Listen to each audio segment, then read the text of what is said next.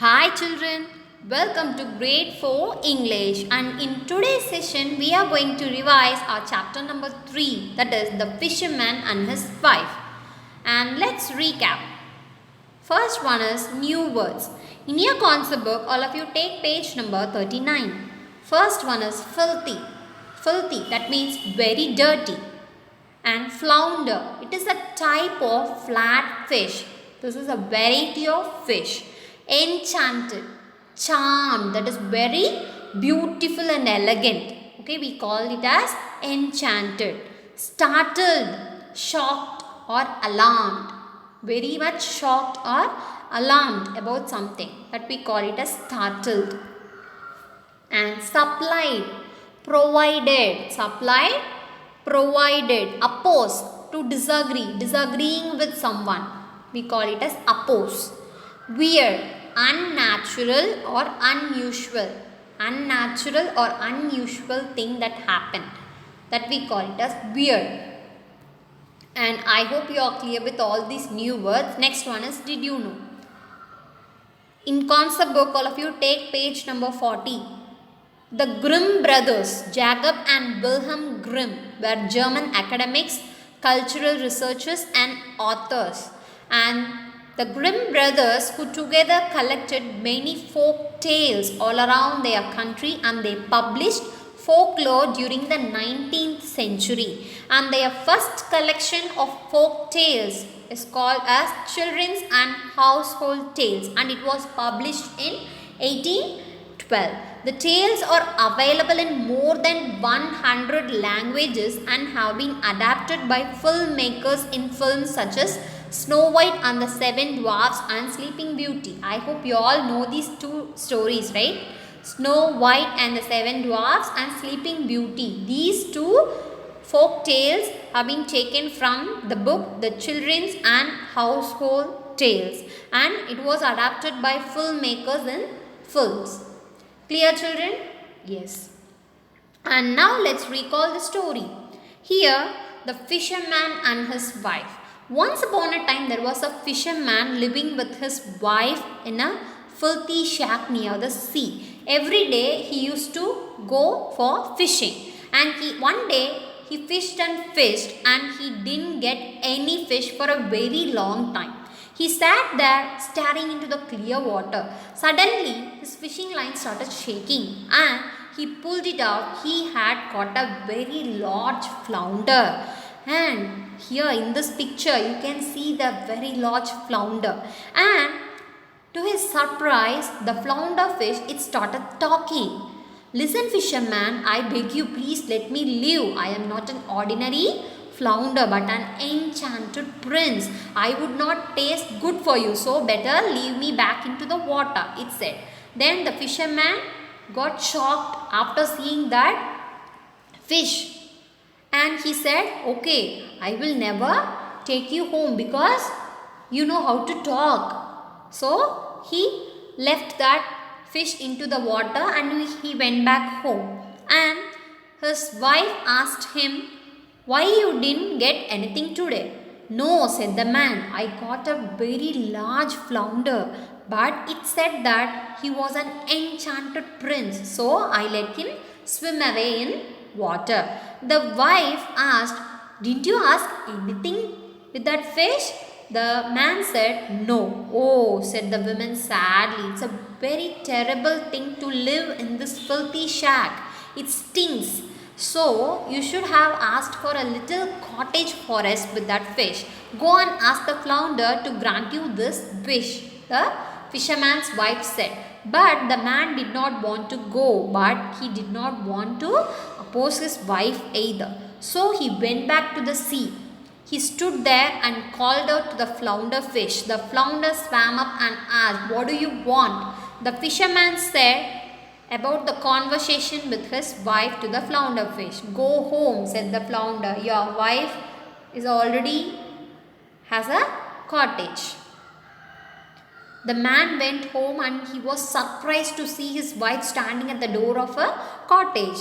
She said to him excitedly, "Look, what a lovely cottage!" And in that cottage, there was a small front yard, a bedroom, a kitchen, dining room, and everything was very beautifully furnished and supplied with many utensils made of tin and brass. And outside there was a little yard with chickens and ducks, and also a garden with vegetables and fruits. "This is quite enough for us to live," the man said. "We will think about it," said the women. And they ate something and they went to bed. And after some weeks passed by, the women thought of something and said again, "Listen, husband, this cottage is too small for us. The yard and the kitchen, they are also very small. So the flounder could have given us a larger house than this. You go to the flounder fish and ask for a stone palace," she said. The man went to the sea with a heavy heart and told the flounder about the wife's wish. "Go home. She is already standing in front of the door of a stone palace," said the flounder. The flounder fish granted him the wish. And when he arrived back home, he saw his wife standing at the stairway to the stone palace. Taking him by hands, he said in excitement, "Come inside." The wife had everything that anyone could possibly want, but the woman's greed keep on increasing day by day. The next morning, she told her husband about her next wish. She wanted to be the king. The fisherman asked her why she would have such a strange wish. "Well," said the woman, "even if you don't want to be the king, I want to be king." In this way, the fisherman's wife had new demands every day. The fisherman had to go back to the flounder to fulfill all her wishes. Okay.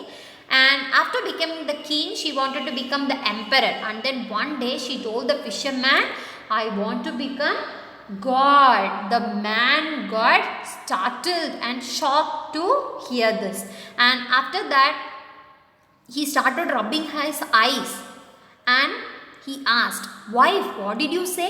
"Husband," she replied, "I cannot stand it when I see the sun and moon rising, and I cannot cause them to do so. So I will not have a single hour of peace until I myself can cause the sun and moon rise." The fisherman went back to the flounder fearing for his wife. He told flounder about his worry that his wife has made the weirdest wish ever. The flounder was amazed and said, "Go home. She is sitting in her filthy shack again."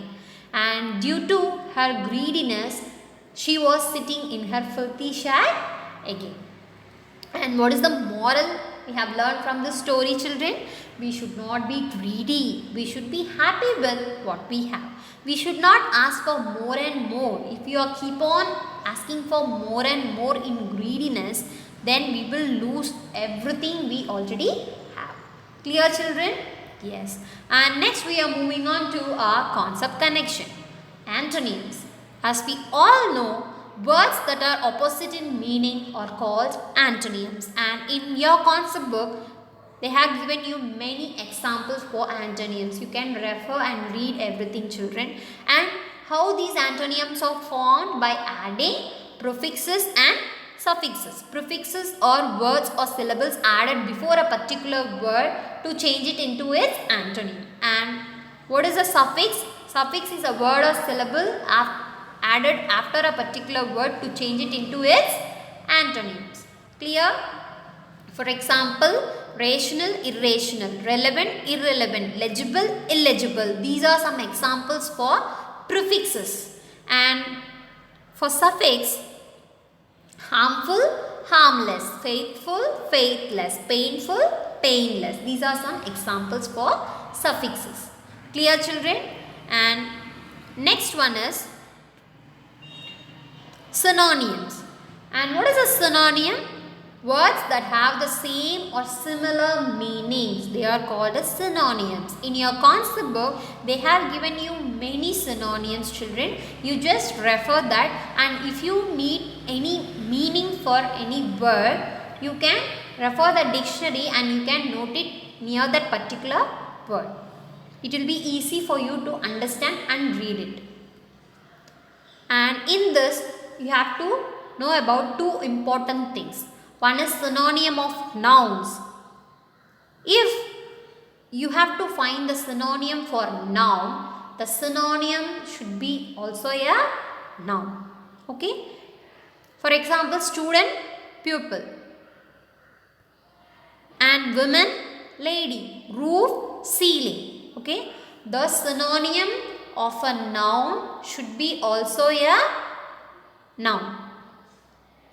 And next one is synonyms of verbs. In case of verbs, only a verb can be a synonym of another verb. Clapped, applauded, prepare, make. Okay, these are all some examples of synonyms of verbs. Clear, children? A noun can be a synonym for another noun and a verb can be a synonym for another verb. This is the important thing you should learn in this chapter number 3. Clear? Yes, I hope you are clear with all the concept connection and story, the fisherman and his wife. And you will be having the chapter 3 assessment in your next session. So refer your concept book, workbook, classwork, and I will be posting material and some sample worksheets for you in Google Classroom. You have to refer that also, children. Prepare well for your chapter 3 assessment. It will be held on your next session. Clear? Yes. And children, drink more water, eat healthy food, give adequate rest to your eyes, reduce your screen time and stay home and stay safe. Thank you so much, children.